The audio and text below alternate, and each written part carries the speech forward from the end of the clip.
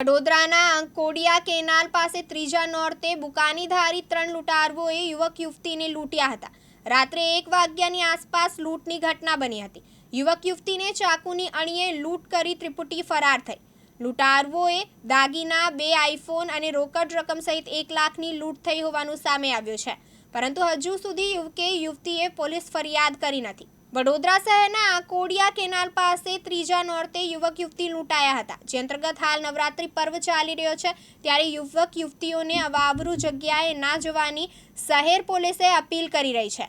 તો બીજી તરફ પોલીસ દ્વારા સતત પેટ્રોલિંગ કરવામાં આવી રહ્યું છે. ત્યારે અંકોડિયા કેનાલ પાસે ત્રીજા નોરતે યુવક અને યુવતી બંને અંગત પળો માણવા આવ્યા હતા. તે દરમિયાન 3 બુકાનીધારી લૂંટારૂ આવ્યા હતા અને યુવક અને યુવતી પાસેથી દાગીના, રોકડ, આઈફોનની લૂંટ કરી ફરાર બન્યા હતા.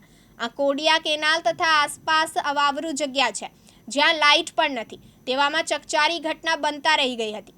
ગત વર્ષે બીજા નોરતે ભાયલી ખાતે એક યુવતી દુષ્કર્મનો ભોગ બની હતી, જેથી વડોદરા શહેર પોલીસ સતત પેટ્રોલિંગ કરી રહી છે. પરંતુ ગરબા રમવા આવતા યુવક યુવતીના પરિવારજનોએ પણ આ બાબતનું ધ્યાન રાખવું જોઈએ. પોતાનું બાળક ક્યાં ફરે છે તેની જવાબદારી પરિવારની પણ હોય છે. સમગ્ર મામલે હજુ સુધી યુવક કે યુવતીએ પોલીસ ફરિયાદ કરી નથી હોવાનું જાણવા મળ્યું છે. ગંભીર ઘટના છે. અમારા ગામ માટે બી એક કલંકરૂપ વસ્તુ છે જે પેપરમાં આવે, અને પોલીસ માટે બી એક ચેલેન્જ છે, કારણ કે આ લોકો જાણી જોઈને તકલીફ ઊભી કરે છે. કપલ આવીને અવાવરૂ જગ્યાએ બેસે, પોલીસ બચારી ચારો તરફ ફરતી હોય, પણ આ એક એવી અવાવરૂ જગ્યા બેસે જ્યાં કોઈ ગામનો વ્યક્તિ દિવસે બી જવા તૈયાર ના હોય. તો પછી આ જ વસ્તુ પોલીસ માટે એક ચેલેન્જ રૂપ થઈ છે અમારા ગામજનો માટે, અને ખરેખર એક ખોટી ઘટના થઈ છે. અને બીજું કે દરેક મા બાપને, હું દીકરીઓના મા બાપને ખાસ જણાવું કે તમારી દીકરીને ખાસ કાળજી રાખો, અવાવરૂ જગ્યાએ ના જાય. અને ગરબાનું એક નવરાત્રીનો પર્વ ચાલી રહ્યો છે, તો ગરબા ગાય, બીજાના ગરબે લગાવે નહીં.